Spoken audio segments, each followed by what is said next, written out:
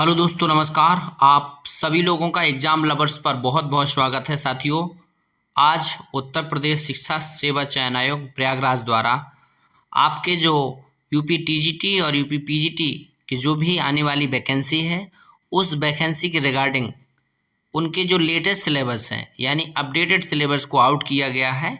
जो 2022 का सिलेबस था उसमें काफ़ी सारे परिवर्तन हुए हैं, तो उसी कड़ी में हम लोग आज समझेंगे सिविक्स यानी नागरिक शास्त्र का जो हमारा सिलेबस है यूपी पीजीटी का, वो क्या रहने वाला है और उसमें कुछ चेंजेस क्या हुए हैं, आप अच्छे से देख सकते हैं।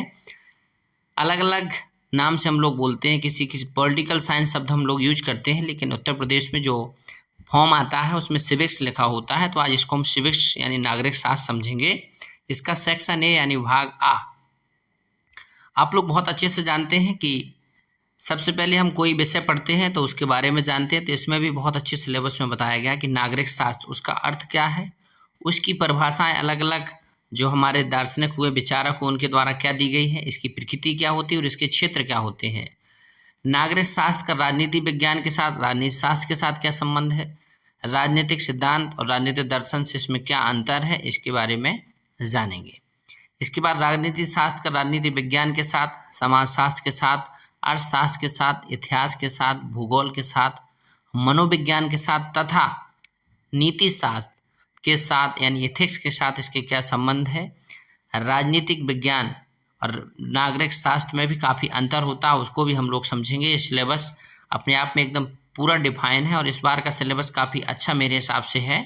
आप भी कमेंट करके बताइएगा कि इस बार का सिलेबस कैसा है। इसमें नेक्स्ट बताया गया कि नागरिकता के बारे में हम लोग पढ़ेंगे। इसका नागरिकता का अर्थ क्या है, दोहरी नागरिकता क्या होती है, नागरिकता प्राप्त करने कैसे प्राप्त की जा सकती है और साथ ही साथ नागरिकता समाप्त कैसे की जा सकती है, इस प्रक्रिया के बारे में हमको इस सिलेबस में पढ़ना होगा। आगे कहा गया राज्य यानी स्टेट के बारे में। राज्य यानी स्टेट, हम लोग ज़्यादातर राज्यों को बोलते हैं, लेकिन ये पूरे का पूरे एक यूनियन यानी राष्ट्र के बारे में, एक नेशन के बारे में बात होती है, लेकिन हम लोग राज्य शब्द का यूज करते हैं। तो राज्य के तत्व क्या होते हैं, भूमि जैसे होता है, अर्थशास्त्र में हम लोग पढ़ते हैं, ऐसे राज्य का इसमें भी होता है, जनसंख्या, संप्रभुता, ये सब चीज़ें पढ़ेंगे। राज्य के कितने प्रकार होते हैं, किस प्रकार का राज्य होता है, राष्ट्रीय राज्य क्या है, नेशनल स्टेट, ये क्या होते हैं। नेक्स्ट हम पढ़ेंगे राज्य की उत्पत्ति के सिद्धांत के बारे में। आज जो सिलेबस है बहुत अच्छा सिलेबस है। सामाजिक समझौता आपने पढ़ा होगा, रूसो, हॉब्स, विकासवादी और मार्क्सवादी। मार्क्सवादी यानी मार्क्स, आप समझ से कार्ल मार्क्स, लेनिन। आगे हम लोग देखेंगे राज्य के कार्यों का सिद्धांत, राज्य किस प्रकार से कार्य करता है, उसके क्या सिद्धांत होते हैं। जैसे कोई उदारवादी राज्य है, कोई समाजवादी राज्य है, कोई कल्याणकारी राज्य है, तो उसके सिद्धांत क्या हैं। संप्रभुता यानी सॉवरेंटी, एकलवादी सॉवरेंटी और बहुलवादी सिद्धांत इसका क्या है। शक्ति, सत्ता और वैधता, शक्ति क्या होती है, सत्यता होती है, इसकी वैधता क्या होती है, इसको पढ़ेंगे। अवधारणाएं, जैसे जो राजनीतिक अवधारणाएं होती हैं जिसमें हम लोग पढ़ते हैं लिबर्टी, राइट्स यानी अधिकार, लिबर्टी यानी स्वतंत्रता, इक्वलिटी यानी समानता, कानून, कानून रूल्स एवं न्याय यानी जस्टिस, ये सब हम लोग पढ़ेंगे। न्याय क्या है, कानून क्या है, समानता क्या है, स्वतंत्रता क्या, अधिकार क्या है, अधिकार के अलग अलग दार्शनिकों द्वारा, विचारकों द्वारा क्या परिभाषाएं दी गई हैं, उनके लिए ये अधिकार क्या हैं, प्राकृतिक अधिकार क्या है, अलग अलग चीज़ें हम लोग पढ़ेंगे। अब आगे हम लोग आ जाते हैं संविधान, कॉन्स्टिट्यूशन पर। इसका अर्थ क्या है संविधान का, संविधान कितने प्रकार का, जैसे लिखित, अलिखित, कठोर, लचीला, ये सब प्रकार के संविधान हमको पढ़ना होगा। आगे देखेंगे सरकार, सरकार किस प्रकार की होती है। जैसे भारत है तो संघात्मक भी है, कहीं कहीं भारत का संवैधानिक व्यवस्था कहीं कहीं एकात्मक भी है, कुछ देशों में संसदात्मक व्यवस्था है, कुछ देशों में अध्यक्षात्मक व्यवस्था है। तो ये हम लोग इसको में पढ़ने वाले हैं। सरकार के अंग, सरकार के अंग जैसे विधायिका, लेजिस्लेचर, एग्जीक्यूटिव और न्याय, जुडिशरी, ये हमारे 3 अंग होते हैं और देश की जो व्यवस्थाएं होती हैं इन तीनों अंगों के माध्यम से चलती। विधायिका में कौन आता है, कार्यपालिका के अंतर्गत क्या क्या कार्य होते हैं, न्यायपालिका के अंतर्गत हमारा लोअर कोर्ट से लेकर के सुप्रीम कोर्ट तक सब आता है, इसके कार्य, इसका संगठन कैसे होता है, इसके कार्य क्या हैं, इनका तीनों में आपस में रिलेशन क्या होता है। आगे देखेंगे लोकतंत्र की अवधारणाएं, जैसे हमारा जो डेमोक्रेसी है, कंसेप्ट ऑफ डेमोक्रेसी, तो कंसेप्ट उसका अर्थ क्या है, लोकतंत्र के प्रकार, लोकतंत्र भी होता है, प्रत्यक्ष लोकतंत्र, प्रतिनिधियात्मक लोकतंत्र और भी प्रकार के लोकतंत्र होते हैं। लोकतंत्र के सिद्धांत क्या क्या होते हैं वो सब हम लोग इसमें पढ़ने वाले हैं। दलीय व्यवस्था, हर एक देश में चाहे वो जिस प्रकार का देश हो वहाँ पर कोई ना कोई दल एग्जिस्ट कर रहा होगा। दलीय व्यवस्था, जैसे भारत में बहुदलीय शासन है, अमेरिका में आप देखेंगे द्विदलीय शासन है, कुछ देशों में एक दलीय शासन है। तो दबाव समूह क्या है? दबाव समूह यानी बहुत सारे जो संगठन होते हैं जो सरकारों के ऊपर दबाव बनाते हैं, इसको दबाव प्रेशर ग्रुप बोलते हैं। लोकमत, जो पब्लिक होती है ना, बहुमत होता है, ऐसे लोगों का मत होता है। लोकमत क्या है? किसी चीज़ पर लोगों का एक अपना खुद का विचार क्या होता है, कुछ व्यवस्थाएं देश में बनती है उस पर लोग विरोध करते हैं, उनका सपोर्ट करते हैं। लोकमत कहाँ से जनरेट होता है? आगे देखेंगे प्रतिनिधित्व, चुनाव एवं मताधिकार।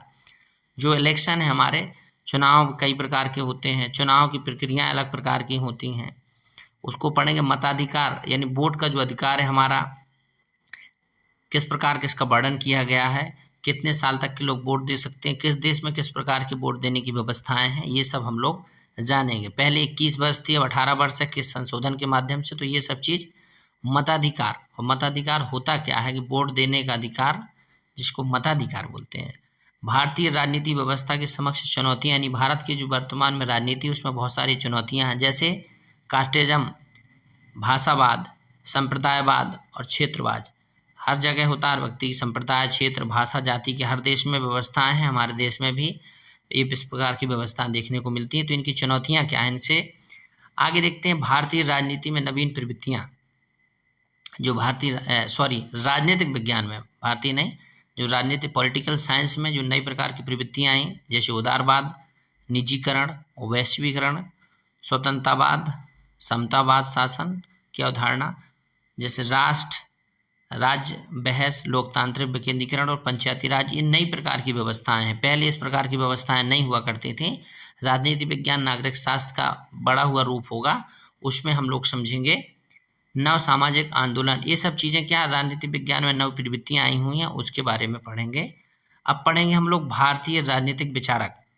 यहाँ समझिए, भारतीय राजनीतिक विचारक, इसमें आपको कहीं पर भी प्लेटो, अरस्तु, हॉब्स, लॉक, रूसो, बेंथम, मिल, इन किसी का नाम नहीं दिखाई दे रहा है फिलहाल में। मनु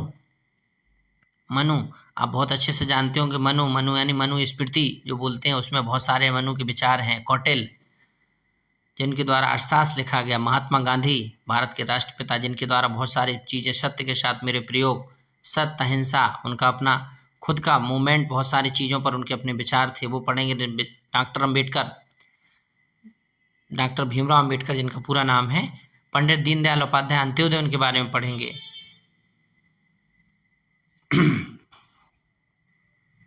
भाग वाह, यानी एक पार्ट हम लोग पढ़ चुके, दूसरा पार्ट है भारत में राष्ट्रीय आंदोलन।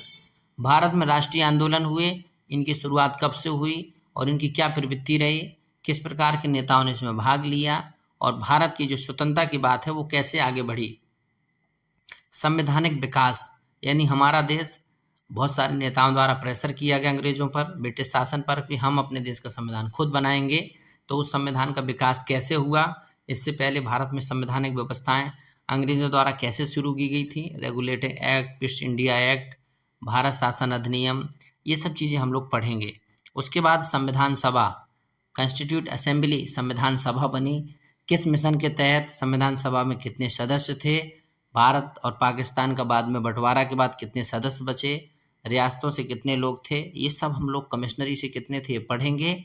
उसके बाद संविधान सभा में महिलाओं का प्रतिनिधित्व, संविधान सभा में बहुत सारे जो चीज़ें आई, स्थायी अध्यक्ष, अस्थायी अध्यक्ष, उद्देश्य प्रस्ताव, जो सब ये जो क्रोनोलॉजी टाइप की चीज़ें होंगी, ये सब इसमें पढ़नी होंगी। आगे हम लोग देखेंगे भारत का संविधान एवं प्रस्तावना। हमारा संविधान है, लिखित संविधान है, दुनिया के सबसे बड़ा संविधान है। इसमें 395 से ज़्यादा वर्तमान में अनुच्छेद है। इसकी प्रियम्बल क्या है संविधान की, हम भारत के लोग, भारत को एक संपूर्ण प्रभुत्व संपन्न। तो प्रस्तावना में जो वर्ड यूज किए गए हैं वो वर्ड कहाँ से लिए गए हैं, प्रस्तावना की भाषा कहाँ से आई है, प्रस्तावना में जो चीज़ें दी गई हैं वो संविधान का भाग है या नहीं, संविधान का भाग किस बात के माध्यम से माना गया, प्रियम्बल को संविधान की आत्मा किसने कहा। तो ये सब चीज़ें हम लोग प्रस्तावना में पढ़ेंगे। भारत के संविधान की प्रमुख विशेषताएं, भारत के संविधान की क्या विशेषताएं हैं। इस विशेषताओं में जैसे भारत में लोगों को मूल कर्तव्य दिए गए हैं, यहाँ पर पंचायती राज व्यवस्था है, संसदनात्मक शासन है, यहाँ पर पंथ निरपेक्ष है। तो ये सब संविधान की विशेषताएं हैं।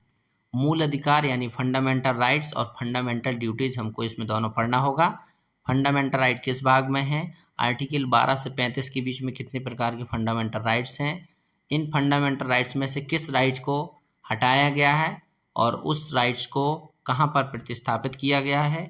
उसके बाद हमारे फंडामेंटल ड्यूटीज कब संविधान में लाए गए, किस संशोधन के माध्यम से, कितने हैं, किस संशोधन के माध्यम से नया जोड़ा गया, ये सब चीज़ें हमको इसमें पढ़नी होगी। राज्य के नीति निर्देशक सिद्धांत, directive principle of state policy, DPSP जिसको बोलते हैं, भाग 4 में आप देखेंगे डीपीएसपी की बात की गई है। आर्टिकल 36 से 51 के बीच में ये पूरी बात होगी। आर्टिकल 12 से 35 हमारा फंडामेंटल राइट्स है, उसके बाद डीपीएसपी की बात होती है, कल्याणकारी राज्य की बात, सामान्य नागरिक संहिता की बात, पंचायत की, ग्राम पंचायत के गठनों की बात, और भी व्यवस्थाएं इसमें दी गई हैं। इसके बारे में हम लोग डीपीएसपी में पढ़ेंगे। संविधान में संशोधन कितने प्रकार से हो सकता है, किस आर्टिकल के तहत होता है, क्या व्यवस्थाएं होती हैं, इसकी प्रक्रिया क्या है। मुख्य संविधान में संशोधन कौन कौन से हुए, अनुच्छेद 370 जो कि आप जानते हैं 2019 के बाद, 5 अगस्त 2019 के बाद आर्टिकल 370 में जो एक प्रावधान था उस प्रावधान को हटाया गया है, ये भी हम लोग इसमें पढ़ेंगे। आगे पढ़ेंगे भारतीय संघीय व्यवस्था और केंद्र राज्य संबंध। केंद्र राज्य संबंध होते हैं, बहुत सारी चीज़ों पर केंद्र और राज्य के बीच संबंध बनता है।